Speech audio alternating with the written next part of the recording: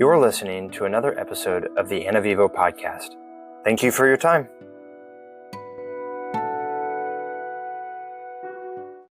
All right, Oliver, bring it in. Oliver, come on in. Okay, we got this box here. What do you got? Oh, that box is as tall as you. Nice. Okay. Oh, nice. What is it? Oh, this is from Uncle Sethy. What is it? Oh, you know what this is. It's a blunder bust. What's that? A blunder bust? Oh, we're going to talk about it on this episode. Is it like a Buster bar from Dairy Queen? Exactly like that, except as tall as you. All right, thanks, buddy. Oh, that didn't work. Yeah, we'll put this on here, and I'll show you after we open it. Okay? All right, see ya. Good night. Love you. I'm Oliver, and I'm 7, and I approve this message. Okay, finally. All right. Ladies and gentlemen, welcome back to the ANAVIVO podcast. I'm your host, Tim C. Miller, in the house with my co-host after hours, late into the evening, Mr. Kevin Blas. What it do?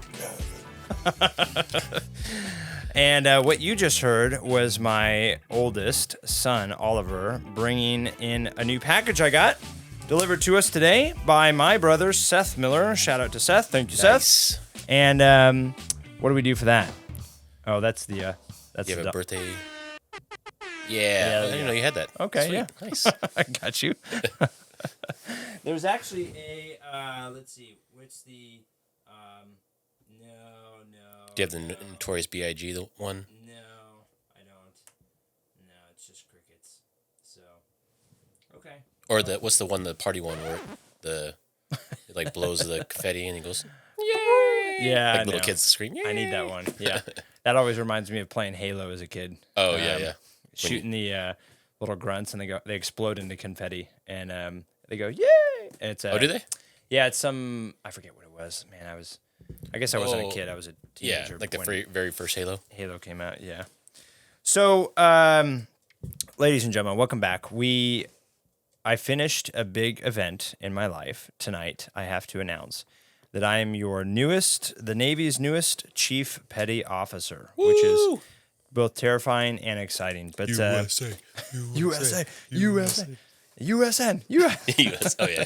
That makes more sense. My brother Seth, a Marine, bought me a graduation or a advancement gift here, and we are opening it. That's what Oliver just drug in to the office here. If you hear all this ruffling here, you want to pull this out? Yep. Try not to bump the mic. It's like double boxed. Ooh, it's double boxed. Go for it. Okay. It's not pre-powdered. We are doing an unboxing on air with you tonight. Nice. And it's what do you call that? The daisy? oh yeah, feel the difference. You'll shoot your eye. Now, what's interesting is Kevin, read what came on the box. All Right there at the end. It says, I'm just kidding. God shows his love for us in that while we were still sinners, Christ died for us. Romans 5:8. Yeah. Muzzleloaders.com. Nice job, muzzleloaders. So they've got verses printed on the outside of their box, which is pretty sweet. They'll hit you with the truth and they'll hit you with some lead. Yeah. And now I'm opening this box. Traditions, performance firearms, feel the difference, performance value, quality. And according to Seth, you can just buy these things online because they come as a kit. Oh, that's cool. Oh, sweet. So I've got to build this. What I just pulled out was Looks a like wood. officially DIY. Yeah, wood stock that's unfinished. It's, you can take it off. It's unfinished, but it's already carved down. I just need to maybe sand it. Yeah, and pre-notched and everything. Yeah, it's pre-notched and everything. And sand it and maybe finish it, stain it. Wow. It's a nice little stock there. And then, oh, sweet. Look at this thing. Now what I'm unwrapping here is so this is a blunderbuss. This is a black powder 50 caliber blunderbuss. And what I'm What is bagging here. What is 50 caliber like I imagine you size-wise? can just throw Legos in this thing and shoot them out. Okay. But that's it. So it is like a trumpet. That is awesome. It looks like a trumpet. You put this on the end of the stock. That's sweet. That's like, man, that is heavy duty too. That's like an actual what is the old Peter and the Wolf movie? Yeah, or with a pop gun. Elmer Fudd. Elmer Fudd style. Black powder. Here's all the great. parts. That's heavy too, man. Man, you're gonna be like front heavy. head. Yeah. Top heavy. Yeah. I think it goes back. Oh further. yeah. That's and then man, that is crazy. and then here's your flint cocker piece. So you pull this back. Yep. You load the black powder in there. Made in Spain. Nice. And then It's from Old Saybrook. Is that Cincinnati? ST or CT? Connecticut. No, Connecticut. Cincinnati. Public school system. We should Great have job. firearms. Yeah. That's cool. Oh, cool. Here's a little trigger piece. Man, I can't believe how heavy that is. This is like real steel. This is neat. Yeah, it's nice. Wow. Cool, Seth. It looks like you can unscrew the, what do you call that? The horn? Yeah. And you can put like a Barrel like piece. a you period. shove- You can put a period correct silencer on it. Yeah. Yeah. Period correct. Just like the forefathers intended. Silence your enemies. So Seth was looking online and wasn't sure what to get me as a gift. Like, what is the traditional gift to get a Navy chief petty officer? And actually, in tradition for anybody listening, is a cutlass, a Navy chief cutlass. Seth, as a Marine, is awarded. I don't know what the correct verbiage is, but is given a sword upon graduation from boot camp. And that's what a cutlass is? Mm-hmm. Okay. But we in the Navy do not get one until you become a chief, and so And the cutlass, is that like the really nice? it looks like polished. that up there. It's sort of a curved sword with a hilt. What do you call those? Not the scabbard. It's the one like you see like in the commercials when they're in their dress blues. Yeah. So the officers have a sword. It's called a. I just lost the name of it.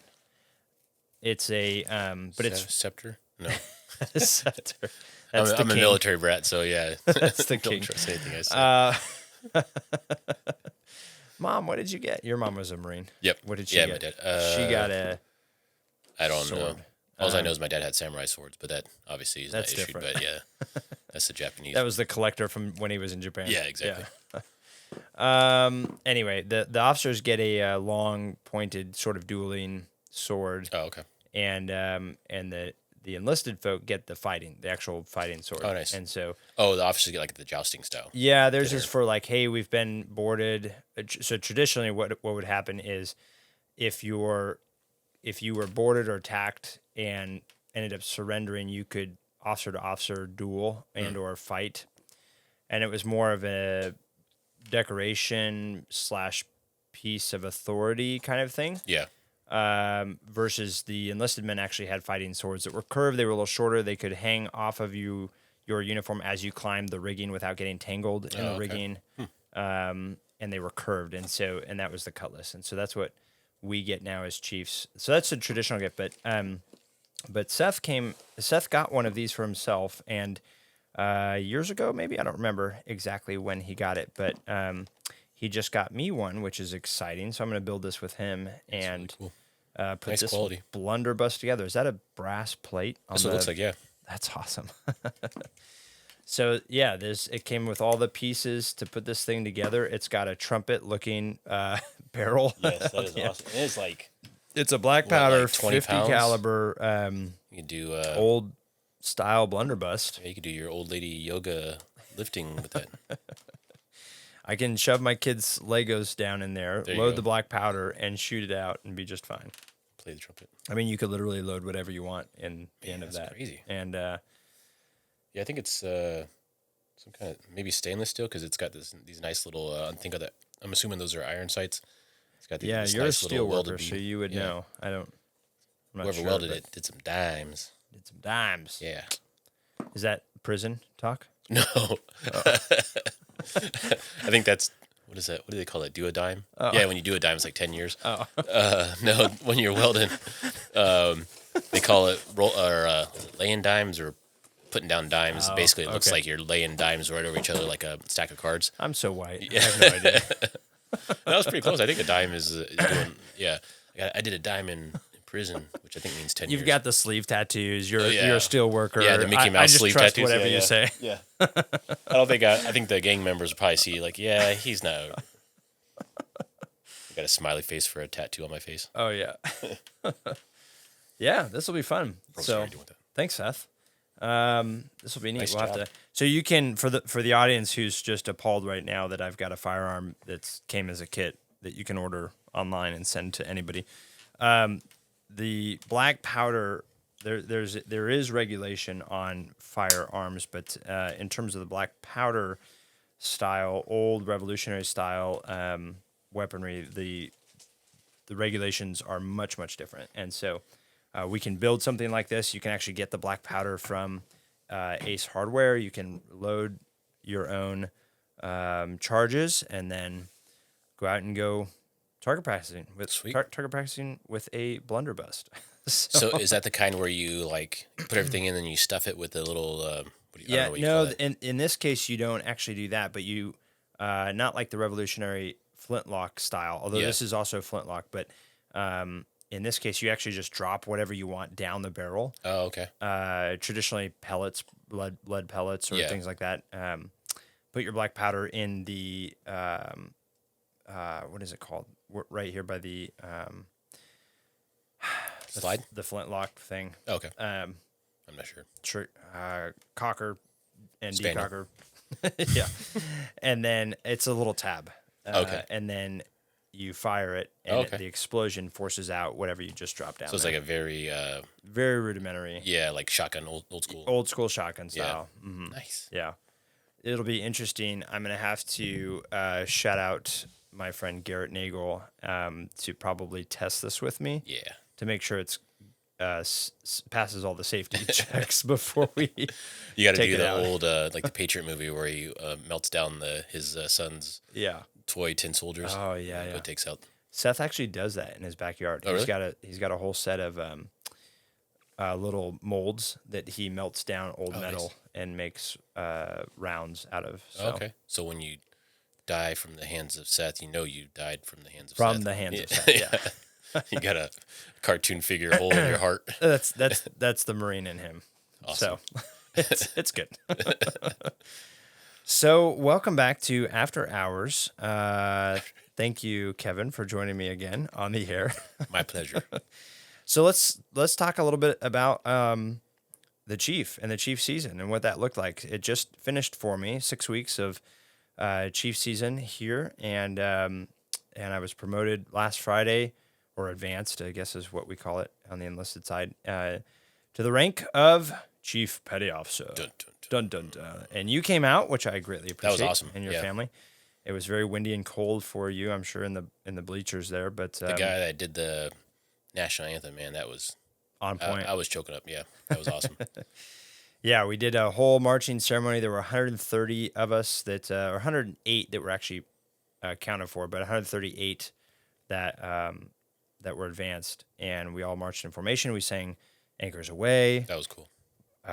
and went up and got our cover, our big hat, and our anchors, and got pinned, and then the real work began the next day when we came back to work. So And that ceremony is only for like officers, right? It's not like every time you get a new rank, they don't do that for every single rank, right? for enlisted, yeah, for the Chief Petty Officer. Gotcha. Yeah. Okay.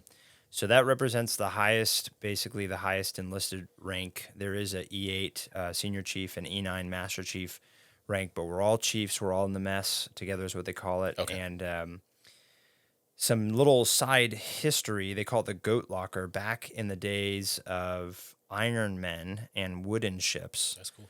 versus today, the day of iron ships and wooden men. back in the day of Ironmen. Does that mean that and- they were pansies? Or they are We are pansies? now. A little bit more now. Back in the day of Ironmen and wooden ships, they called it the goat locker. They would take livestock with them out to sea, Oh. of course, to keep the food.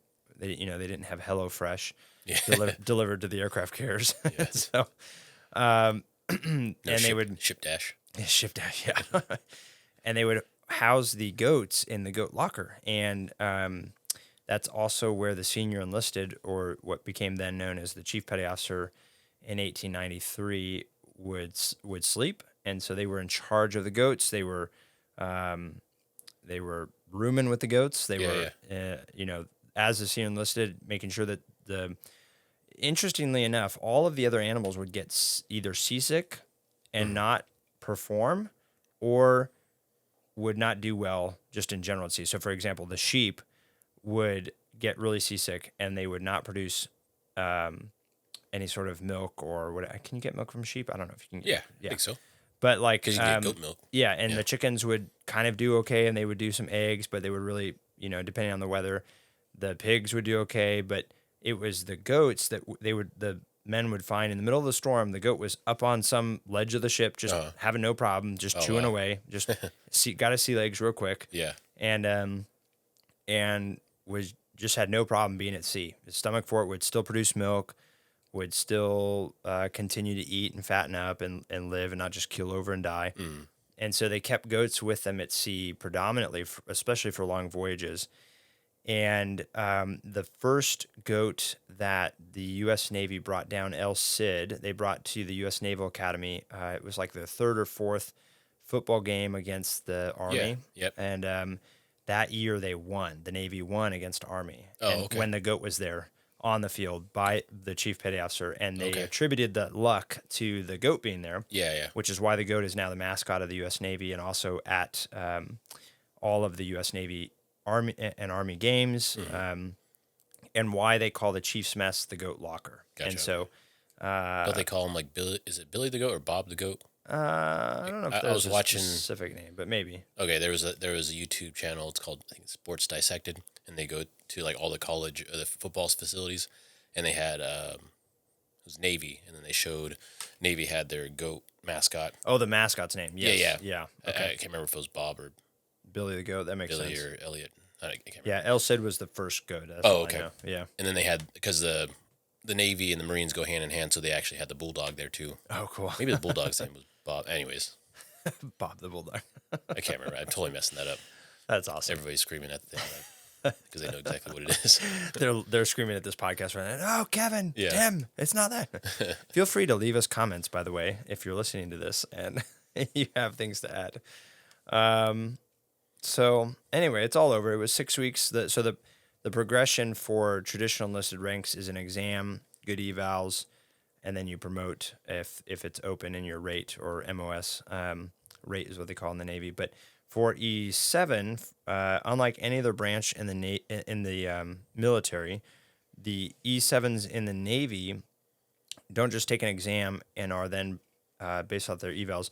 They're then selected by a board, and then after that, they're initiated. And that initiation process is what determines the chief petty officer from the E7s. And so Justin Bates, if you remember him, he actually just put on E8, which is exciting, in the Air Force. Oh, cool. But as an E7, it was just a promotion. Even as E8, it's just hey, this guy left. Great, there's an opening now. Congratulations, you're E7. You're E8, which is great. I mean, again, the pay is the same, but the difference in the Navy is the responsibilities, the respect, the initiation process, all of that comes down to this season, is what they call it. So it was hard, as you know, the last 6 weeks of being gone most of the time, and I've spent this week kind of catching up on all of my actual work and bills.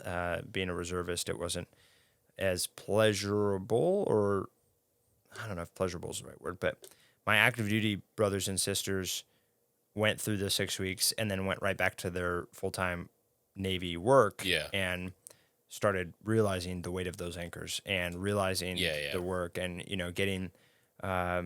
getting to jump into that. And for me, I went through the 6 weeks and then got off orders and came back to my real job that I do 320 days of the year. And I was so far behind. And also Also, not realizing the weight of the anchors yet until I drill or until I Yeah. do, reserve duty. Yeah, it's gotta be a strange feeling. Like, It's sort of just caught between two places. yeah, you it's know? like training for combat, and then like, oh, okay, we'll just hang out, Hang out and wait for while it. everybody else goes to combat. Right, Yeah. yeah. So I went, but it's been really good to kind of meet everybody. But like we talked about off air a little bit, there's a lot of the family there that you're now part of this greater fraternity and this greater brother or sisterhood that you may not have necessarily wanted, but now you've got it. Yeah, exactly. For yeah. better or for worse. Yep. It's proven in both cases, good and bad, and Yep. as things do. But It's kind of like a lot, at least from and Liam and Luke just recently got into football.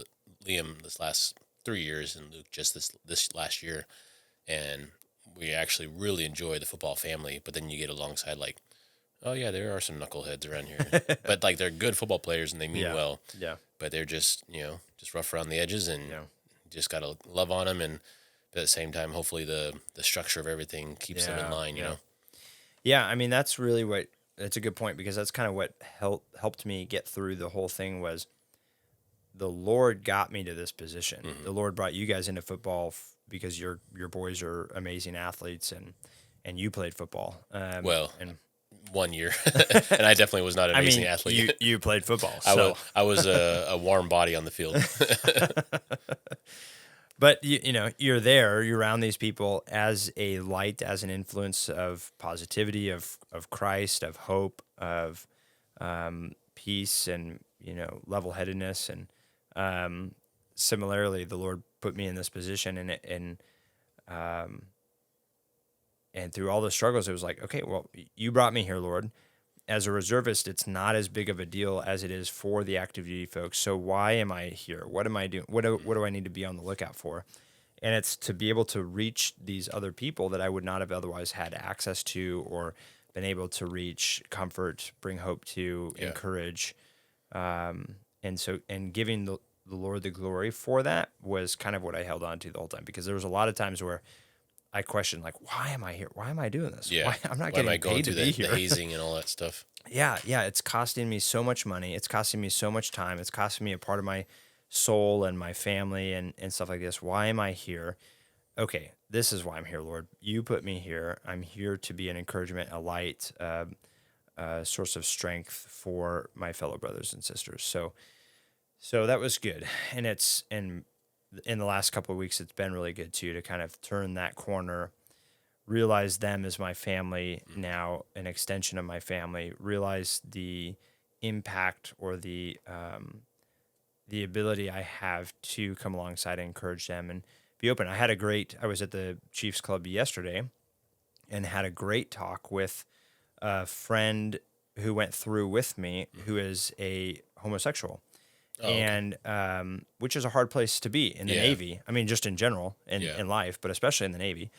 And it was just an incredible time for me to be open and authentic and genuine with him as a believer, which was shocking to him, because every experience he's had, I don't know if every, but from what he said and the way he's made it sound, was like most or every of the experiences he's had with Christians was very not open, very like one-sided, confrontational, judgmental, whatever. And so I'm there at the bar drinking with him at the Chiefs Club and just talking about life and what's going on with his orders and what he's got next as an active duty guy and what's going to happen, in his career as he now that he's a chief, and he's sharing with me those struggles, but also the struggles of being a homosexual, and he knows I'm a believer. And literally on my vessel is the word chap, my name tag Chaps, because that's what I did for the Army as one of my deployments. And so it's like, oh, chaplain. Yeah. Oh, and really? so he got to,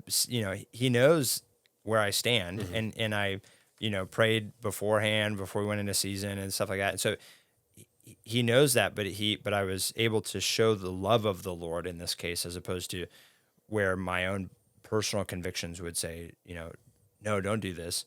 I was able to step back, praise be to God, from my own body, I guess, my own human desires, and show the love of Christ to him. And so in that one moment, I mean, that's just one instance, but I was like, man, Lord, okay, this is why I'm here. This is one of the reasons you brought me through this, was to be a light and a source of encouragement to this guy and show a side of Christianity that maybe most people don't get to see. Yeah. And so Yeah, that was encouraging for me. and I definitely think there's time and place for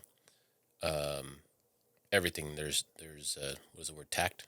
Yeah. You know, like there's time to be like, hey, this is wrong, and you need to repent, and this is why, and but also give them hope. And maybe that's exactly what those people needed to do. Hopefully, they did it correctly in a way that was loving yet kind and straightforward. Yeah. And maybe he just took it maybe too personal, but also there's obviously a time for grace and mercy and love, and saying, hey, like, we both understand, like, I don't agree with your lifestyle. I believe it's a sin. But yet, that's exactly why I trust in God, because he was loving and kind to me, even though he should have just squashed me like a bug, you know what I mean? And definitely God, I mean, even when we screw up and like what was it, Jonah, he was just mad that God, like, saved the Ninevites and all that stuff. And he was just mad until everything, throughout the whole thing. He was just like, I don't want you to save these Always guys. mad. Yeah. And so even God even used Jonah, like the worst witness ever, to turn around the Ninevites, were these super corrupt, evil people, and they repented and were spared. And so even those people that he may have come across and just totally rubbed in the wrong way, there's some truth in that, to where he can look back and be like, yeah, they probably didn't come across well, but like Tim coming to me gracefully and mercifully and lovingly, like, it maybe allows him to be like, oh, okay, I'll give those guys a little bit of grace. And I see where they're coming from. There's truth in what they said in my homosexuality, and Tim's gentle word allows me to see it even more clearer, because we're all human, we're all sinners, and the ones that are Christian are they're doing it from a heart that is tainted, but a heart that is changed by God. That obviously we mean well, but we screw it up. But the Holy Spirit that's in us is the one that actually delivers that life change. You know what I mean? Yeah. So I don't know if that makes any sense, but Yeah. so anyways, I just wanted to add to what you just said. Yeah. I think there was just definitely a lot of grace and a lot of encouragement that came out of that particular conversation, but just in the last couple of weeks in general, just being able to turn that corner and say, okay, Lord, I can see why I'm going through this. I can see why you put me here. And so that was encouraging for me. So, and likewise, you know, you guys in the football realm, like you said, can be people that are not believers, that are knuckleheads, and they get to see how you react to raising your sons. Number one, how you treat your wife on the field, how you react and interact with the coaches and the refs. Yeah. Not my shining moments. But using those times when it is hard to glorify the Lord in that, as opposed to the natural human reaction. Yep. So I think it also gives you, like, it helps you be even more patient too, because like when you see, I mean, obviously our own kids, they're no saints either. Just because they're Christians doesn't mean they're perfect. Obviously, we're all still, I guess, lack of a better term, snakes being transformed. You know, and we're all venomous still, because of our sin nature, and God's purifying us. But seeing kids in the football realm that aren't saved, and their parents doing the best they can, and like talk to the parents like, man, you guys are awesome people, you know. yeah, Kid's a knucklehead, but like I see you're trying, and it's just like that's where that hope of Christ comes in. You know what I mean? Yeah. And yeah. being part of the lives allows more of those conversations to be had, instead of just being on the outside, be like, hey, I don't even do football, but I'm here to talk to you about Jesus. You know what I mean? Right. So Yeah. That's a good point. I can absolutely appreciate the track hander outers, the Bible hander outers, the folks that do totally cold call and catch you on the corner or whatever. You know, and I've heard and I've been witness to multiple accounts of suicide or attempted suicide, where literally the Bible in the hotel room has saved somebody. You know, and so the cold call has its place for sure. But absolutely, you're right. Like having that pre-standing relationship with those people makes it more genuine and authentic. And I think through Scripture we see Christ did come, quote, cold calling in some cases, but by and large, he got to know the people. He met them at their physical need first, or their emotional need first, or the issue of healing, or whatever it was first, and then came to them with the regenerative good news of the gospel. Yeah. And so that established a care, compassion, relationship that showed these people, oh, he's not just coming at me with snake oil, he's coming at me with truth because he actually cares for me. Yeah, yeah. And so I think, having that relationship with people ahead of time is key. Yeah. Is one of the keys. So Yeah, he even says, what is it, to the Pharisees when they're about to crucify him, is like, I've been with you this whole time, and you guys not once asked me this question. Like, or paraphrasing. You've never once accused me of this, like you're accusing me, and now it's like, I've been with you this whole time. And it just shows that he's been, the people that are accusing him and trying to crucify him, it's like he's shown, like, I've been here for you guys. I've been witnessing to you guys. So, but anyways, just that the football thing just tied into what you were saying, how you're wondering what God's purpose was for you, and maybe that's all it is. It's just being there to be a light and being available to the lost. Yeah. Yeah, I like consulting with people. It's what I do for a job, and so having these high-level strategy conversations and being in a position now from a Navy perspective where I can do that for younger sailors is fulfilling to me, helping them with their career and bigger life questions. And I think being on the reserve side takes a lot of the pressure off me being the chief technical expert, although I am in my rate, but it takes that off and kind of puts the technical aspect on the back burner and gives me the front load of the people, the relationships portion of life and counseling and consulting as a forefront, which is good and exciting for me. So Yeah. So shifting gears a little bit, my parents just announced that they are joining us on our Disney 2024 cruise, which we're pretty excited about. And that will be a first for us going on a cruise with you guys. Yeah. And it will be a first for us going on a Disney cruise. And so is this your first? I know this is your first Disney cruise. Is this also your first cruise, or have you guys been on a cruise before? Yeah, first cruise ever. First cruise, yeah. Okay. Because I wouldn't count the little pirate ride, was that one at Disneyland where it goes like around the duck boat. Oh, no, at Disneyland? Yeah, it's like that's not a cruise. What do they call it? Like the No, just stop. That's not a cruise. Yeah, it's not a cruise. But we did get Stephanie We did get wet. Okay. Yeah. All right. Yeah, it wasn't a cruise.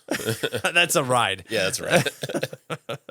Yeah, going to Disneyland is wonderful and Yep. Disney World wonderful, but the rides there are not comparable to the cruise. Yeah. So No, okay. I'm really excited just to go and just relax, and probably have to do our a week fast before we go, and so we can all you can eat buffet. Oh yeah, it's gonna be good Yep. with character involvement. There you go. Yeah. So those of you listening, one of the things that Grace and I like to do we've discovered is cruising, and the main reason for me is that it forces us off of our communication devices because the Wi-Fi plans are so freaking expensive. Wait, you don't get free Wi-Fi on the boat? Nope. That's pretty clever. I mean, that So- incentivizes me not to be on it. 'Cause Now you know. I do not like to. Yeah, free is always good. So if it's not free, I'm like, I can go without it. No, and even the plans themselves are not worth it. Like they're expensive for one, but also they're just still so slow. Oh, okay. Now is that just like a cruise thing, or is that Disney? Because if it's a Disney thing, that totally makes sense. Because No. we were in California, it's 102 degrees, and water was like $5. I was like, why didn't we go to Walmart and get like a big old? dang. You know what I mean? That's smart marketing right there. Oh yeah. It's like, and then they don't have any of those water fillers conveniently. Of course. Yeah, they want to save the world, but they don't want it in their parks. So you have to do the sideways bottle tip with a little tiny warm water where everybody's sucking off of. Tell me the biggest scam without telling me what the biggest scam is in the world. Free water. God forbid we ever have free water. Yeah, exactly. Yeah. Yeah, no, the cruise is part geographic, part being in the middle of a steel can that just blocks off your Wi-Fi. But you will get it when you get into the ports. We're going in this particular case, it's an Alaskan cruise, which is really beautiful and convenient for us being close to Seattle, and so we don't have to fly anywhere. But Are we driving to British Columbia? we will. Yeah, that's right. This is out of Vancouver, right? Yeah. So Yeah. we're going out of Vancouver. Yeah, so no Wi-Fi. We like it for no Wi-Fi. Also, you can eat whenever and basically whatever you want. Is it 24/7? Like Yeah. you wake up Oh, and yeah. just Whenever you're hungry, there's food somewhere on the ship, which is really nice. And childcare is a big plus for Grace and me, and maybe will be for you guys. Yeah. How old is Liam? probably no childcare for him. He's 13. I mean, they've got the club, the Oh, yeah, teenage club, so that'll be fun for him. Yeah. But yeah. Obviously, he can do whatever he wants to, but they've got they break them up in different ages. So the teenager club is a pretty sweet place with like Xboxes and cool. PS5s and different things to hang out and do and stuff like that. So Have you guys been on a Disney cruise? Not in a Disney, but the other cruises we've been on have very similar things, just not Disney-fied. Gotcha. Yeah. So it's cheaper, is what you're saying. It's cheaper on other cruises for sure, but it's less magical. You know, there is an aspect where what I'm looking forward to on the Disney cruise is the attention to detail that Disney's known for. Yeah, that's true. One of the examples that Joanne brought up in she brought up in a podcast or just to me personally, but no, I think it was a podcast. I remember listening to it. Yeah, she was like, because she's a Disney cruise fanatic, and as just Disney person fanatic. She would get along well with Stephanie. Oh, I bet. Yeah. With your wife. So one of the things, like a great example was on a Norwegian cruise, for example, high class, very nice. Holland America, very high class, very nice, but and attention to detail. But on the Disney cruise, you walk into the bathroom and everything's really nice as well. But then the mirror starts talking to you, like from Snow White or whatever. It just starts interacting with you through AI and recognition and whatever. So just little details that they have that make it seem more magical. In any other context, creepy, but in this case, magical. And what they need is like where the urinals, like like in Alice in Wonderland, like the cups start talking to you. Then like the urinal hole to start, hey, be more accurate. Or no, that's something. Wow, incredible attention to detail. I'm thinking of Willy Wonka. Oompa Loompa. Oh yeah. Yes, exactly. So I'm looking forward to that. And but all the kids programs, kids clubs, kids spaces are generally the same. They've got video game stuff and food and crafts and really what I appreciate from a father perspective is the high security attention to details. So they've got cameras everywhere and very, very do you get to like access the camera? Secure. Well, no, but if there's something that went wrong, you do. Gotcha. And you've got the bands that you have to check in the kids, and I mean they won't even let the kids leave without the parent, let alone the parent come down and get them. So it's very facial recognition too. Like they've got a face attached to their own wristband and things like that. So so someone can't just come down and say, "Yeah, I'm Kevin Blas." Like no, it's got to match your face. We need that for the border. Oh, you went there. Yes, yeah. So I'm excited for that. That'll be, and so my parents were not going to go. Your parents are going. Your father and mother-in-law. Yeah. And my parents were not going to go, but they just decided today. So that's awesome. I'm very excited. So they'll have friends to hang out with. Our kids will hang out with each other and the kids stuff. We'll hang out while our wives are doing Disney things. So. And just to clarify, the food is built into the price, right? Oh yeah. Okay, because when you go to Disneyland, it's not built into the price. Oh no. Yeah. Cruises, again, back to what we love. No Wi-Fi, so it shuts our phone down permanently, and all you can eat / nap whenever you want.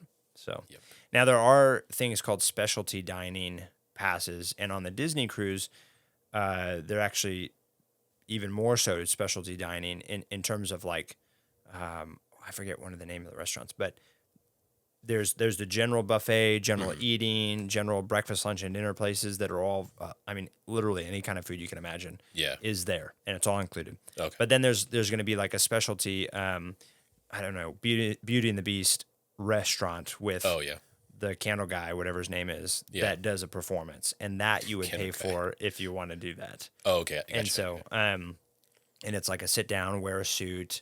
Come in. There's a character performance. There's characters in our buffet too, but like this is a specialty dining. So specialty dining is not included. I think we'll just you don't have to go there. We'll just bring our suit and go to the buffet.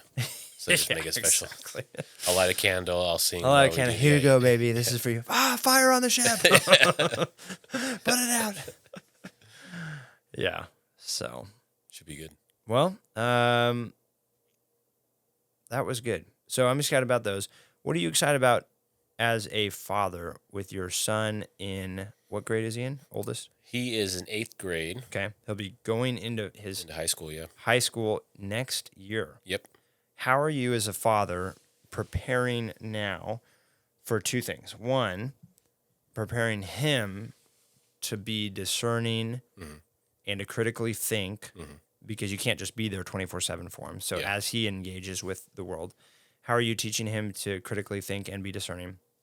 And two, how are you initiating him or have you initiated him into manhood and what that looks like to brave the wild and to be a man? And speaking of that, on our last podcast, I did talk to my coworker and asked him. It was very brief. I asked him if he read the Bible I gave him. Cool. He said he didn't, but you asked. Yeah. Yeah. So Awesome. kept my end of the deal. And then we started talking about other stuff. But all right, first question. Sorry, say it one more time. So first question, how are you preparing him or have you prepared him to be discerning and to be able to critically think as he prepares to engage the world going into his freshman year? And then two, how are you instilling in him the sense of or the transcendence of now becoming a man as a teenager, as the age of accountability according to scripture or the Jewish tradition and what that means as a 13-year-old, 14-year-old, really becoming a man and braving the wild kind of thing. So all right. So to answer your second question first about kind of initiating Liam into manhood, I kind of took I wouldn't say weaker model, but like a watered down model of your dad who took you guys when you're 10 years old up like a mountaintop to the Ho River rainforest. Yeah. Which I still want to do. Like there's this thing called the Pacific Crest Trail. Oh yeah, which we did it. Baby. Yeah, it's really good. We did a 30-mile hike with Jeff Riffle, Tony, Mark Barlip, Jay, Alex, my adopted younger brother, but he was the oldest. Okay. We did 30 miles of that in I think 3 days. Neat. So I want to do something like that. But initially, when he was 10, I took him out. I had this little project, Honda motorcycle that I was working on. Finally got it running decently, safely, sort of, licensed, legal, and all that stuff. And safety checks. Yeah. For my firstborn. Yeah. Get on the back. Let's go test, make sure nothing falls off. And so we actually got all the gear on, and I took him over to Island Cafe, had a little breakfast, had like a little purity devotional in the Bible and stuff like that. And then we actually rode out to Deception Pass. I can't remember if we went further, but we went out that way and just kind of came back. So that was kind of just like a little, little cool thing. Yeah. Because I was really into motorcycles. And how old was he at the time? 10. Okay. Yeah. So, and he appreciated that. He didn't think it was like just cheesy or stupid or whatever. No, I don't think so. Because actually, might have been before that. We went to Chelan and I had my sport bike, and he was on the back of it. We went from like our little rental house to town. Yeah. And he was on the back of that, which probably is even more sketchier because What's the rule with kids on bikes? I think no rules. Yeah, there's no rules in the sense of age. Obviously, they need a helmet. Wild West. Yeah, Wild West. Yeah, some places you don't even need a helmet, right? Which is scary. But as long as they have a helmet, they honestly can wear whatever they want, which is not necessarily smart. They should be wearing like closed-toed shoes. Yeah, closed-toed over your ankles, gloves. Because if you go down, that's like usually the first thing that hits the ground is your hands because you're stopping yourself. Sturdy jeans, at least a long sleeve shirt, if not armored shirt, or like a leather jacket. And typically you want them to be able to understand like how to be a passenger. You don't want to just slap a toddler on the back and he's like, oh, I can just like have my hands out, and then like you look back and your kid's not there anymore, and he's bouncing down the road, So, anyways, so he appreciated that and that time with him at Island Cafe and riding to Deception Pass and back was a good sort of, hey, you're 10 now, you're double digits. Yeah. This is what it means to be a man, purity, that kind of stuff. Yeah, okay. It wasn't so much the motorcycle thing. That was more of just a bonding moment. Yeah. But it was more or less just stopping and saying, hey, you're 10. Like you said, you're 10. Your body's eventually going to start changing, if not already. And purity in the eyes of being a man, what that means. And I think we went through, say, 1 Corinthians 13, what love means.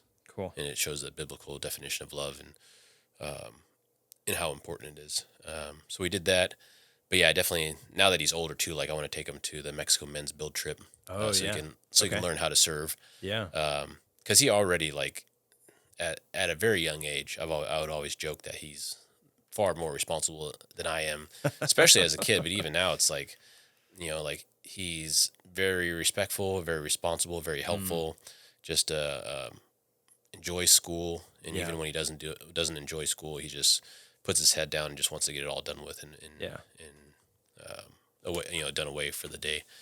But to answer your second question or your first question, I guess, how I'm training him up to critically think and get him ready for, so to speak, the more real world of school. We're still planning on doing the Christian homeschool, but we have him in the football program, and I really like that because I would say besides maybe like wrestling and like fighting classes and all that stuff, like those kids are pretty rough around the edges.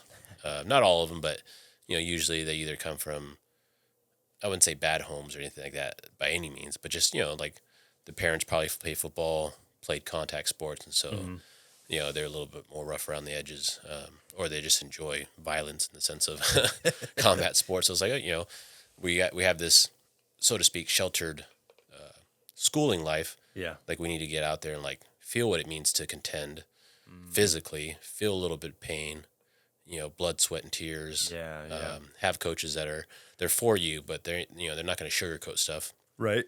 They're going to tell you like it is. Like there's been many times, and I love this coach, Coach Junior. He's been with the team, Liam in his junior year, which is 6th and 7th grade. Oh, and then he moved up with the 8th graders, which is the senior, right before they go to high school. Yeah. Because it's usually, I think it's 3rd, 4th grade is peewees, midgets is 4th and 5th, and then 6th and 7th is juniors, and 8th is seniors, and then it's high school. And he's an awesome guy. It's really cool. He before the official season starts, he always has someone pray. He let me do that this year, which was really cool. Neat. Is he a believer? I believe so, yeah, or at least like a God-fearing man. Okay. If I can say that, yeah. Yeah.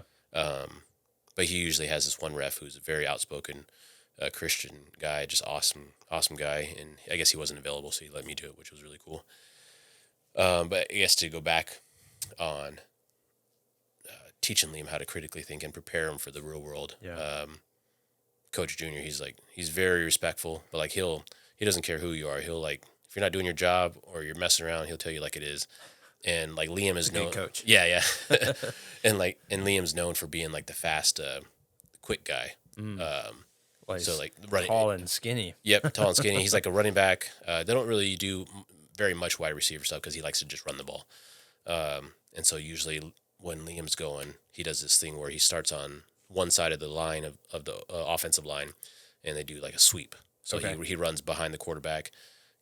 Quarterback gives the ball, and as he's running, he just bolts to the sideline and just takes off. Oh wow! And this first beginning of the season, he was kind of doing these juking moves, but what he's supposed to do is just get out to the outside and just let his legs do the work. Yeah. And he would get caught and get tackled, because he's doing juking. Yeah, he's not just trusting his legs and just going, because he's one of the fastest kids out there, if not the fastest. And so I think it was in the preseason, he was like kind of timid on it. And I guess he coached and take him to the side, and you could tell he's like, he's laying into him, but he's just telling him like it is. Gently, but truthfully. Yeah. I wouldn't say gently, but truthfully, but respectfully, Respectfully, but truthfully. Yeah, gruffly, but respectfully. Yeah. And the next play, instead of having him sweep, they sent him right up the middle. And that's like the trenches. Yeah, there's no going around. About Like, to get if you don't go up the middle, you're not doing your job. And he does. He goes up the middle, hits a couple guys, breaks some tackles, and he goes probably a good 20 yards. Oh, wow. And like, I was just laughing because and I told the coach, I was like, after that, I was like, I'm pretty sure Liam was just afraid that you're going to yell at him. So he just went right up the middle like you told him to. It was just beautiful. So I guess to answer your question is like, that's kind of like letting him kind of like trial by fire while still like having that kind of like parental aspect. A little bit of safety net. Yeah. Like let him out there and just be a watchful eye, like making sure, he's not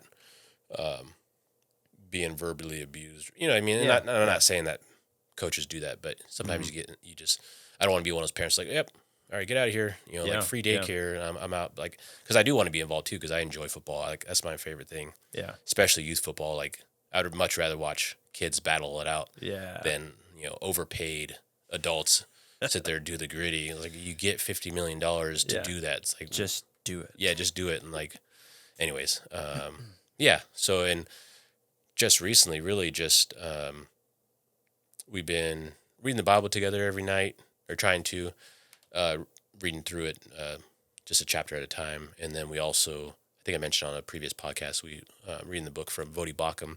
It's What He Must Become If He Wants to Marry My Daughter. Yeah. And it brings it way back to like, not even just dating, courtship, which is basically, if your son likes a girl, or if your daughter likes a guy, you go to the other parent and you make sure like they're Christians and Bible believing Christians, and you say like, hey, let's be a tribe on this. Like, let's put boundaries up for our kids so that whether they stay together or not, it's not this where you're sticking glue together and then you rip each other apart. Right. And it's just like tear after tear after tear, like pieces of you are going everywhere. It's like, it's more or less, I don't want to call it like an internship. That sounds weird, but like like a friendship, but with obviously, I don't even want to say romantic. Like it's like it's going towards marriage, but with the boundaries of not all the infatuation. Because that infatuation is what blinds you. Yeah, it's almost like an innocent way of binding together. You know what I mean? Like when, like the Bible says, when the man leaves his father and mother, he becomes one with his wife. Right. Both physically, but spiritually and everything. In a way, and I think that's Vodi's kind of his principle is dating has become this like practice to get divorced, which I was like, it doesn't really make any sense. But then you described it as like, yeah, you date and then you get all infatuated and you break up. You date and you break up. It's like, it's no wonder that when people get married, the common thing is infatuated, and then until they're not, and then when they're not, they divorce. Yeah, exactly. And it's like when we're so surprised that people don't see marriage as more than dating, Right. And so the courtship is like a protection, like,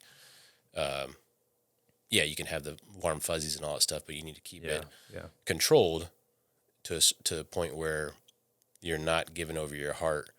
Because let's say you guys just go a different way, or it's not God's will for you guys to get married. You guys can still be great friends, right? And there's not that ripping of each other apart. You know what I mean? Yeah, yeah. So that's one way, and just another way, I've been really like OCDing on like Christian D1 schools with football programs, or just regular D1 schools with football programs, and just the dream, I guess, if Liam, it's his desires to maybe eventually go into the NFL. Is this you living vicariously through him? Maybe a little bit, yeah. But trying to be reserved. Preparing him for. Yeah, exactly. For that. And he really does enjoy it, really does thrive. And we're always making sure we ask him, like, only do this if you want to. Like, I see it in you, but I'm only going to, like, whole hog support you and, like, do some of the work to help you see your potential if you see it too. Like, if your heart's not in it, there's no reason for me to sit there and say, hey, look at this school or look at this high school, or you know what I mean? Yeah, I mean, there's a passage right where we learn to train a child up in the way that he or she should go, and part of that is their buy-in, their own buy-in. Does he want this? Does he actually want this, or is it us imposing this on the child as well? Yeah. So, and like it's so like, and for like Luke, this is his first year. And Liam was kind of this way his first year too. We weren't sure if he would take to it. He honestly just did football because he didn't want to do soccer. I said, well, you either do soccer or football, because we wanted them just to. I love soccer. Yeah, we're a soccer family. Yeah, and soccer is awesome. Real football, by the way. Football. So, and but like they didn't want to do that, huh? Luke, I think we signed him up last year, but he just wasn't feeling it. So I was like, okay, that's fine. Yeah. And I just love football, so I was glad to see Liam do it. Yeah. And he was like second string for quite a while. And then just this last year, his second year in juniors, is what the coach saw, like, and they really utilized him, and he's nice. First string captain and all, and now he's the same thing. But for Luke, it's more so we just wanted him to go out there and just telling him, like, even if you are second string, you hardly get to play. Like, it's just for exercise. It's for you to understand like the grit, the grime, Yeah. respecting your coaches, Right. camaraderie, Learning your left and rights, learning structure. Yep. Yeah. And I think it really does go a lot to like it's almost like military structure / boot camp for little kids. Obviously they have like the junior ROTC stuff, Sure. but before I mean, that, any of this stuff is good for them because it's not their parents doing it like, oh, it's just my mom and dad. No, this is real life. Yep. You're with other people and other kids your age doing the same thing. Yep, exactly. Yeah, and they've definitely learned how to respect their elders. Now, obviously, it's a lot easier for the kids to come home. Any kid, they're comfortable and they just mouth off to us. And it's like, Right. man, it's like you are so great out there in the field. It's like you can't bring some of that home. What happened? Yeah, but and they're just they're just our kids, so it's easier for them to be that way. But yeah, I would say that's a long-winded answer to a secular way of maybe. No, I appreciate it. As someone who's behind you with my kids, it's always good for me to hear kind of the pros and cons and lessons learned to try to do better and try to course correct, prior to us getting there too. So, Yeah. And also for our listeners, you and I are both young dads that are doing the best we can for our kids, but a lot of my listeners are there as well, but a lot of them don't even have kids yet, or actually a large contingency of my listeners online are in the 50 plus age bracket, according to my analytics. And so, they may have already had their kids. If they had kids, they're already, graduated or out. And so, but learning from them as well. And so learning from you in this regard is something that's just part of the season of life that I'm going through, a season of life that you're going through. And so is pertinent for me as I look ahead and say, okay, how do I lead Oliver? How do I train him? And myself as a firstborn, realizing that a lot of it for the firstborn, side note, sucks, but is also just, guinea pig. Yeah. Like you're the first child and we're the first parents. Yeah. Like, Yeah. A lot of this is trial by error, and I'm the firstborn, and that happened to me. And so this is going to happen to you too, bud. So, we're not going to get it right. And then we're going to get it right for Henry or get it right for Eloise, Yeah. And so, and I think for me and Stephanie, we're both the youngest. So it's like, at least for me, my mindset is like, man, I don't want to screw this kid up because he's like really responsible. Like I want to try to like, not that he has to go in the NFL or anything like that, but it's like, I want to try to like set him up for success. Yeah. Or both of them, obviously not, my second's not just like, whatever. It's where, he's more like me, like the youngest child. And he's like, free spirit, like, oh, yeah, we'll get there when we get there. And it's like, I'm like trying like, cause it's not in my nature to be like, this step, that step, this step, that. Which is my nature. Yeah. Yeah, exactly. So I'm just trying not to screw them up. Is all I'm trying to do, really. You're doing great. Please don't stop doing great. Yeah. No, I got to see him last week on the field, or a couple weeks or whatever that was on the field, and I mean, Liam was out there encouraging his fellow football players. Like one of the dudes had messed up, but he was like, "Hey man, you got this. Pick it up." I was like, "Wow, how old is this kid?" Yeah. Yep. What a great heart. Yeah, so. And there was even a kid that was it was one of our defensive backs, which is like a cornerback, safety, linebacker kind of guy. Yeah. On defense. And he ran this guy out because they were already winning. So basically, usually you just run the clock out, or you just try not to get hit because obviously you're winning. You don't need to get injured. And our guy was like talking trash, and like Liam was like, "Hey man, just chill," which was really cool because it's like like I could totally see if I was out there, I'd be like want to gang in, be like, yeah, come on man, let me hit you. It's like, but then like Liam's out there just saying, actually being level-headed. Yeah, we need to be the good. adult on the field. Yeah, exactly. I'm sitting there screaming at the refs and like staring at him. Liam's like, what are you, the youngest in the family? Yeah, I am. And so it's just cool to see him like lose gracefully too, because you can win arrogantly, but you can also win gracefully, and you can lose like a child, but you can also lose with respect too. Yeah. So. Yeah. And that was a tough game because the refs were making some bad calls. Oh, yeah. That was hard. I mean, I only came halfway through, and I was like, what is happening? Yeah. And actually, no, that's maybe. Anyways, we'll just say that. Not for the air. Yeah, I think the ref that was making the bad calls is not an issue anymore. So, okay. I'll just say that. All right. Not an issue anymore. He's no longer with us. He's not nobody took him out. Okay. Yeah, he's different. He's still a ref, but he doesn't have as much control, I think, as nice. maybe he wants to. So well, all that to say, I think Liam's doing great. You guys are doing great as parents, and and Lord willing, he'll continue to do that. There's a lot of, I can see in my own firstborn life, a lot of what came off as maturity came off as fear, a combination of fear and pride, if that makes sense. Like a lot of it was brown nosing pride. And so, I want to do good because I get accolades from this. Yeah. And so it was very much a chasing the carrot on the stick kind of thing. And that works. I mean, it accomplished the mission, but it was not with the right heart. And for me, it has to be now, and looking to my own kids, like I could care less about the mission anymore. It's got to be about the heart, because I'd rather you have a pure heart and fall on your face time and time again versus accomplish a mission, but do it from a wrong heart, because that's what the world wants, and looking back to wrap this episode up, looking back on the Chiefs season and the Navy stuff, like as incredible as this is, as incredible as the journey was, as amazing as the 6 weeks of initiation were, as amazing as it has been in my entire career, getting to this point and being this old salty Navy senior enlisted person now, like who's training junior officers and running all of the enlisted, as amazing as this is, the world, and the Navy included, therefore, is concerned about accomplishing that mission. But for me, my core value, our core value as believers is that this all burns. Yeah. All of this will burn. All of the swag that the Chiefs buy. I mean, we buy hundreds, if not thousands of dollars worth of T-shirts and coins through season, and among other things. Yeah. And cups, and I mean, I'm impressed at how much swag Navy Chiefs are responsible for producing and procuring. Yeah.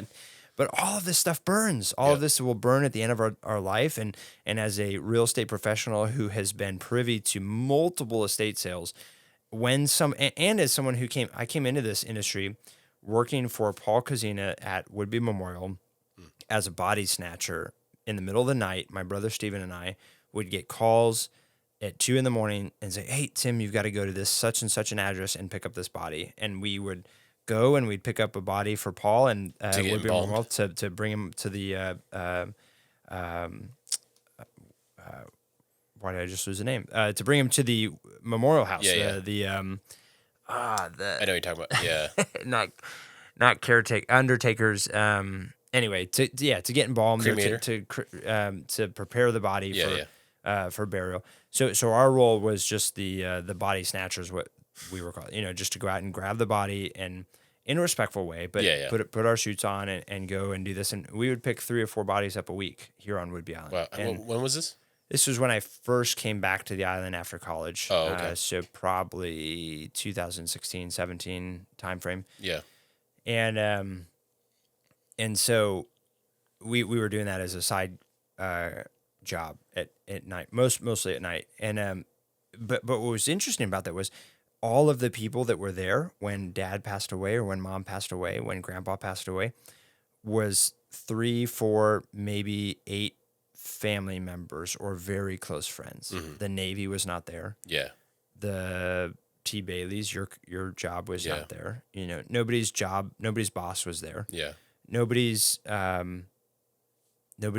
quote friend, Facebook friend or otherwise was there. Nobody's coach was there. Yeah. It was really the people you spent your life with were there. And they were the ones crying. They were the ones praying. They were the ones concerned over you, while Stephen and I are zipping the body bag up as you've just flooded out your bowels all over the bed, and clean tough. everything up. And you're naked, and you've got your catheter and whatever. Like just not a dignified place to be as you give up your soul. Yeah. And that husk, that human flesh is crazy is what we're carrying out, and getting ready to put in the ground. And it was incredible to me to see that the people that were there, the things that they remembered were not his promotion or his extra day at work or his time that he took for this or that. It was literally the time, that one memory they made with her.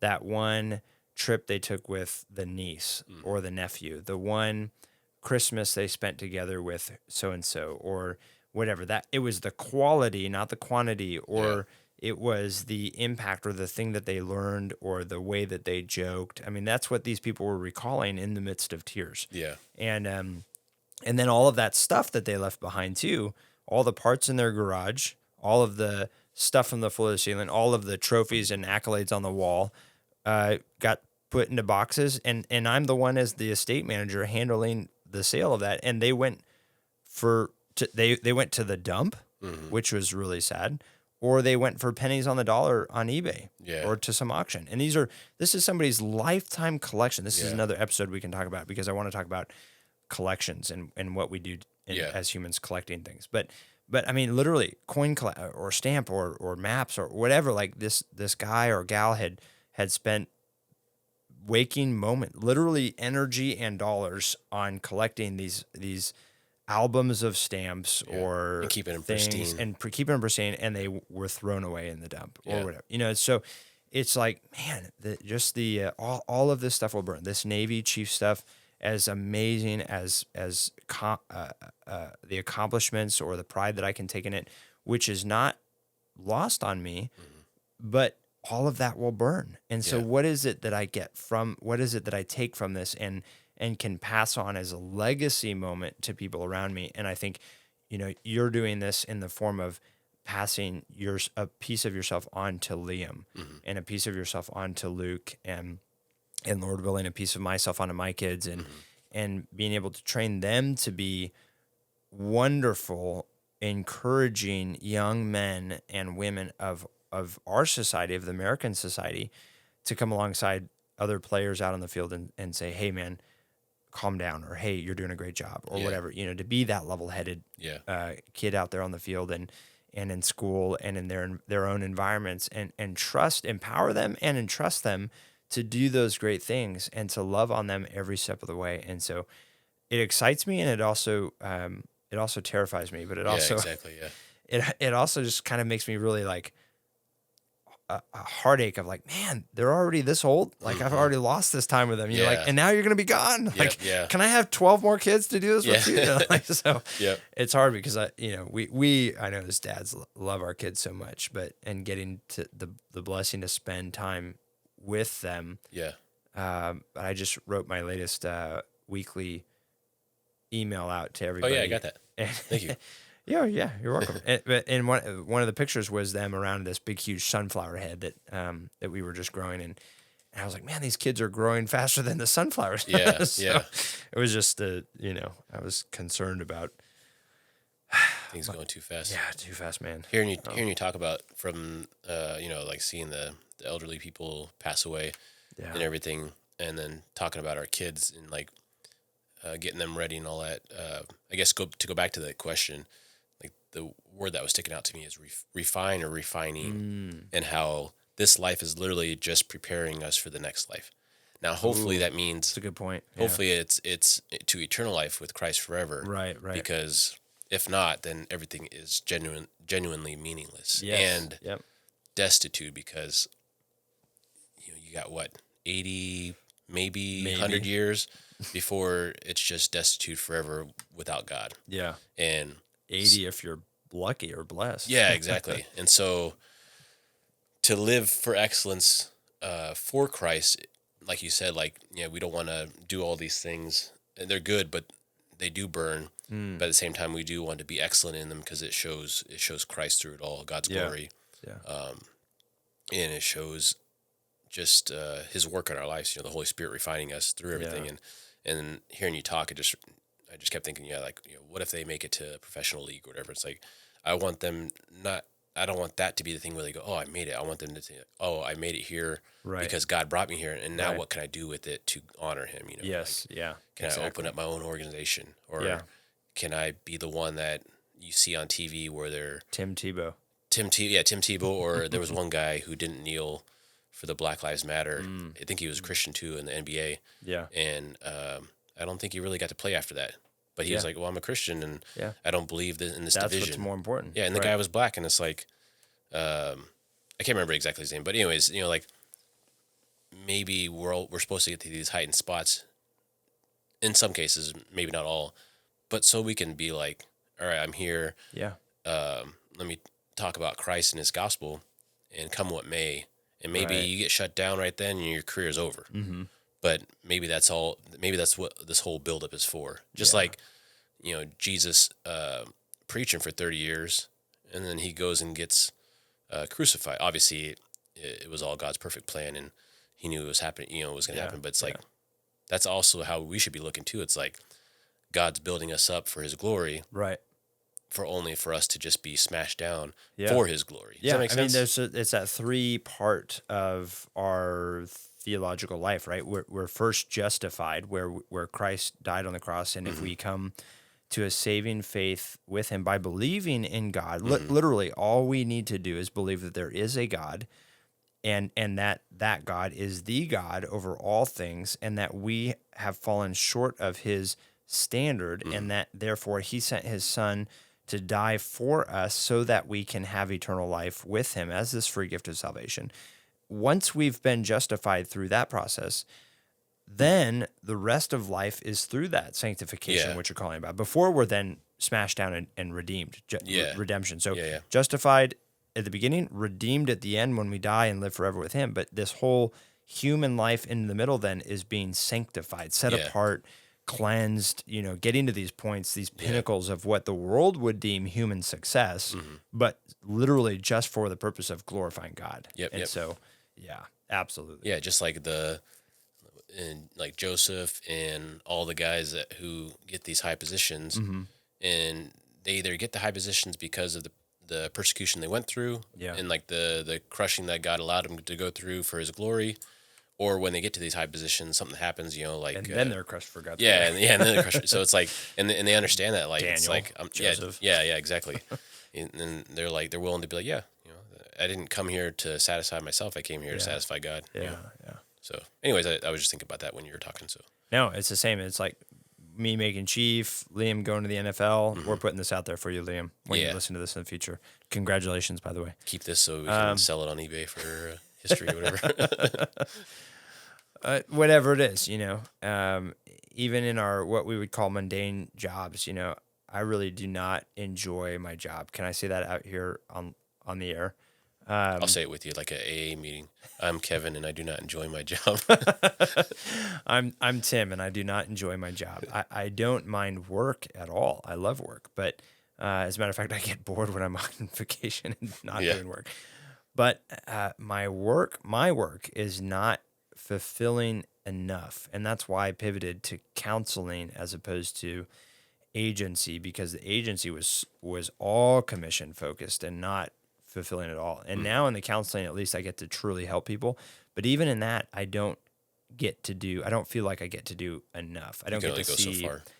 I can only go so far. I don't get to see the results necessarily all the time. And so the fulfillment of that, of helping people find brokers, it is not as fulfilling. So I'm in, kind of a place in my heart and mind of like working through what that looks like and how do I need to adapt and change that for my own fulfillment. But in your work and in all of our work, even in the mundane, if we're not in the NFL or if we didn't make Chief or whatever the highlights of our life reel may be, even in our mundane jobs, there's opportunity for us to be good examples of Christ to our brothers and sisters around us, and sharing, scripture with your colleague at work there and following up with him, and different things like that is a prime example of that. So, but I think it starts as well with our wives and leading our wives, and then leading our kids, and then doing the best that we can for the society around us, and especially as we go further and further into life and this timeline, we realize the stark contrast of what it means to be the glue of our society and really help hold our society together before all chaos ensues. And what a great compliment if we are loving our wives, our children get to the point where they're courting or dating people or engaged or wanting to get engaged to somebody, and look back and they're like, oh yeah, I want what they have. Yeah. And that might be a naive way of thinking about it, but if we're truly living biblical for our wives and dying to ourselves and living for them like Christ lived for the Yep. church, then when they just say, yeah, that's what I want, then it's good. Yeah. They can mimic us, and to the point where they realize what it takes to do that. Right. Biblically, selflessly, and just putting in the everyday work. You know what I mean? And so it's like what I think it was Paul that said that. Like, if you don't know who to follow or how to follow Christ, look at me as your example. Right. Because even though, and I don't think this is what he actually said, but like, even though I'm a sinner, like, I'm following Christ as to the T as I can. Yeah. So if you're following me and mimicking me, you're gonna be on your way. Like, obviously, I don't want you to follow me exactly because I'm not Christ. You know what I mean? Yeah. Yeah. And I don't know exactly what passage that is, but that's the general gist of it is, follow somebody who is truly following Christ, mimic a marriage that truly is following Christ, and is the husband is being the husband that they should be, and our children should be well on their way on the right path. Yeah. Yeah. So, Yeah, it really starts. We at Bible study this last Wednesday night, we talked about truly having a friend that you can call, and or having someone that is legitimately a friend in your life that you can witness witness them being that good husband that's you, Tim. or good spouse. I appreciate that, but it was like a call to accountability, because there's a lot of people that say, "Yeah, I've got friends." Yeah, no, we talk. Like, yeah, but do you? Like, if you're about to commit suicide, Yeah. are you going to call them? Yeah. If you're struggling with pornography, are you going to call them? Yeah. If you're having an affair, if you're totally depressed, if you're, are you going to be authentic with this person? And is that person going to care for you, or are they going to judge you? Like, are they going to like come alongside you? And so, who is that? Give me a name. And it was interesting to see that most people could not come up with a name.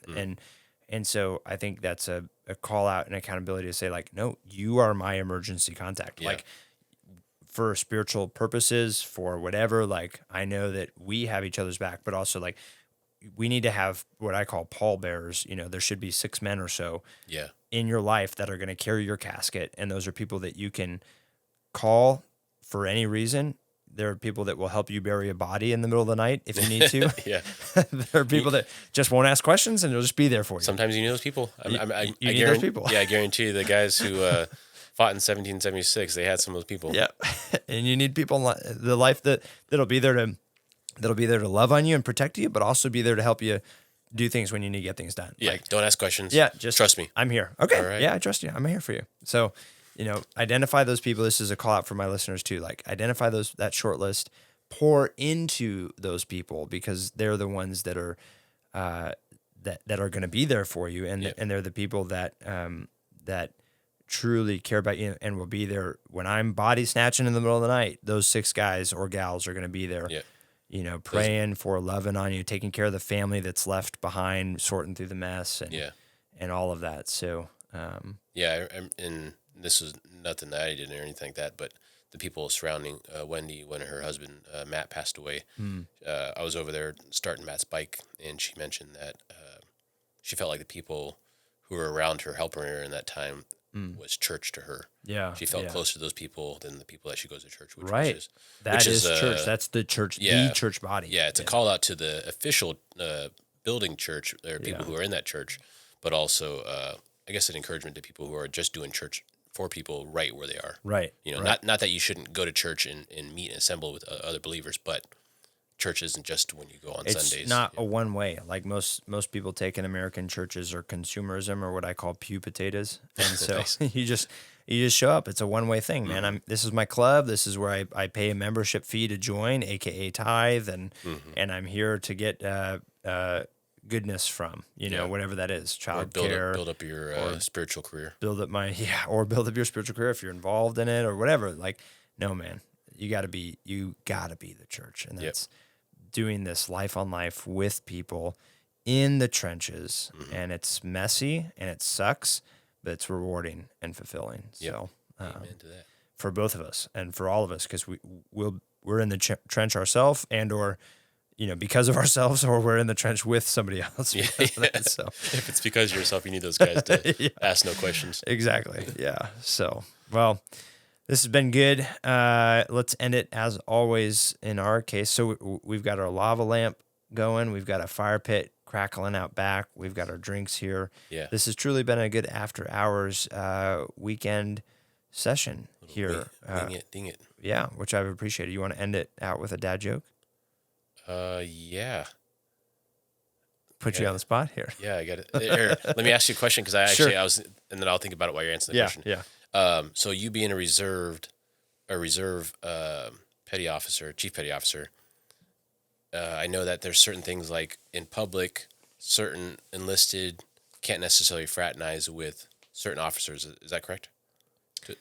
There is fraternization policy for the military at large, and that policy definitely governs both active duty and reserve components. But it's a sort of a pretty nuanced. I mean, like officer to enlisted, officer to chief, chief to or senior enlisted to junior enlisted. I mean, there's kind of a different requirements for all of those, but really the underlying key to it is bringing credit or discredit to the Navy and what I would call, or what we would call as believers, even being above reproach. We already practice that in our spiritual walk of being above reproach. I'm not going to be in an office by myself with a woman, whatever, and so whatever that appearance is, we as Christians generally or should be practicing that kind of stuff all the time. And so when it comes to the military,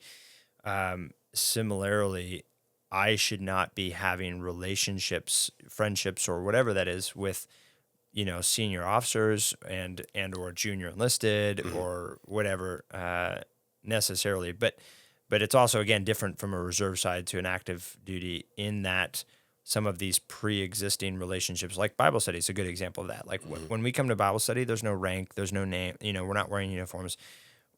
We're all believers and we respect each other as believers. If I start giving, or if there's an appearance of giving deferential treatment to another sailor, a junior sailor, on maybe their evaluation because they go to Bible study with me versus somebody else who doesn't go to Bible study with me, that could be a real issue. So, so it definitely has to be something that we as the senior enlisted or the leadership has to be cognizant and aware of, because it definitely affects both, but it's really our responsibility. Gotcha. Okay. Because I think I remember a while ago there was like a officers Bible study. They do have So in terms of like quote Christian, I say quote because they're kind of clubbish things.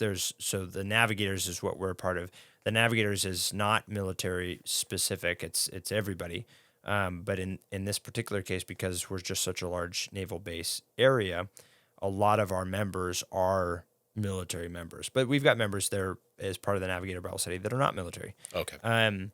But there is another group called the Officer Christian Fellowship. And that's what I was thinking of. Yeah. Yeah, that OCF group is specifically for officers, and it's designed that way to help give them the freedom to come in and really let their hair down, so to speak, and be able to share, authentically without the not the fear, but the. You don't want some of your guys knowing your deepest, darkest Right. secrets. Right. You got to be a leader. You've got to be, you don't want to see them at work and know that you're struggling with X, Y, and Z, right? Yeah. And so there's pros and cons to that.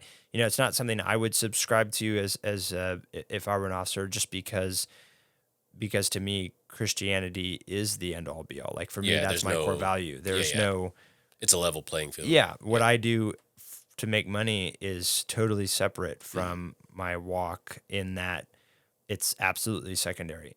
But I can understand and appreciate the need for something like OCF, where it protects a group of people from and allows them to share authentically in an environment where they otherwise could not. Okay. So because I wasn't sure if the reserves makes it easier. Like when you're not actually officially on, you can basically do whatever you want with. I mean, let me say that differently. You can be a lot more lax in how you like if you see someone out there, oh yeah, like he's in the Yeah, military. yeah, he's under right. my Because I work command. for the city. I'm on multiple boards for the Chamber of Commerce, or different things like that. So certainly 320 days out of the year, I'm Tim to most people. 40 days out of the Well, year, you're on the board of Chamber of Commerce. yeah, Oh, cool. yeah, I didn't know that. yeah. We just turned over this year the would-be young professionals, different boards, different things like that. So we started for both Coupeville and Oak Harbor. Sorry, and this is a dumb question, but what exactly does the Chamber of Commerce do? So the Chamber of Commerce is the business arm of this, not of the city, but it's the representation of all of the businesses within Okay. a geographic district. So the Oak Harbor Chamber of Commerce represents all of the business, is the voice, is the lobby arm, is the event planners for Okay. all things businesses or events within the city of So Oak like Harbor. if a new business wants to come in, they go through you guys. Right, Okay. yeah. Or we support them, or we give them training, or help them start their business, or find space, or get their licensing, or whatever. Okay. Or we do their ribbon cutting program to give them marketing and things like that. We're not the city of Oak Harbor, which is like giving them the permitting. We are They're the ones that can actually reject it. right. We're the ones that help them apply for and Gotcha, or okay. give them the You're like the resource. yeah, all the resources, all the marketing. Sort of a fellowship group, once a month luncheons where we come together as all the businesses in Oak Harbor and at the Elks Lodge, and we share what's going on in the city of Oak Harbor. This next meeting is at the fire department, so the fire department for Oak Harbor is going to share what's going on with them, and different things that are going on, or the school board, or different things. So. But all of that to say, I go by, I'm Tim. I'm a civilian. 320 days out of the year, 40 days out of the year, I cosplay as a as a Navy chief, and so it's like to that fraternization point and the question. Like I've had a lot of these pre-established relationships, most of my career after my active duty days, and so. But still, again, with everything, it's comes with the accountability, the ability to be above reproach. I now, as a leader in the Navy, I've been a leader out in civilian life for years, but now as a senior leader in the Navy, I have to be careful about and discerning about what my relationships are, how they're perceived to other people, and certainly if they are in my chain of command or my direct line of reporting, even more so. And so it really isn't a big deal so much in the reserves because a lot of us are so spread out. My chain of command, for instance, is in Maryland, and so I don't actually work with anybody here. Okay. so that helps. Yeah. Or Hawaii. A lot of my chain of command's in Hawaii or Maryland, and so I don't actually. They're not people that are just coming over to hang out, around the fire pit or hang out for dinner or something like that. So that gives me a little bit more freedom than most. Yeah. I think. But So you can really let your hair down and go wild and crazy. yeah. With you? Yes. Okay, dad Cool. joke. I got it. Okay. Gave you some time to think about it. Yeah. Hey, let me give you a Chiefs joke. Yes. What do you call a chief who's always smiling? Chief skate. Ha! That was pretty clever. No. Off duty. Because if they're on duty, they're just always angry, generally speaking. Nice. Okay. Got it. Okay. I'm a little slow tonight. No, it's an inside military joke anyway, so go ahead. All right. And this one, I just pulled it up. Okay. Singing in the shower is fun until you get soap in your mouth. Then it's a soap opera. Oh, bum, bum, bum. Yeah, I'll come better prepared. That was pretty weak. So There it is. what's sticky and brown? Oh, no. A stick. Wait, tell me one more. I don't know one more. Oh yeah, no, I don't know. Yeah, there you go. Cut. I paid for those, so I had to use them at some point. So, all right.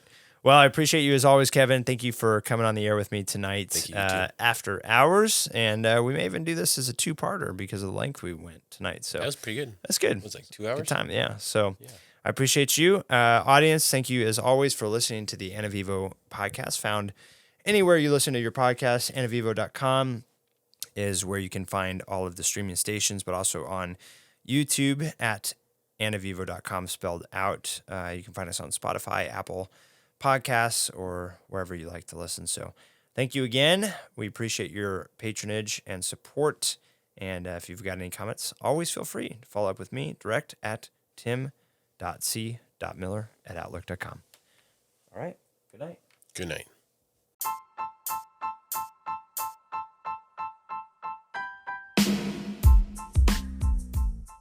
Thank you for listening to another episode of the ANAVIVO podcast. We welcome your feedback and ideas. You can learn more about us by simply Googling the word ANAVIVO. This podcast is supported by listeners like you. I am a licensed real estate broker with Compass Real Estate and a nationwide real estate matchmaker.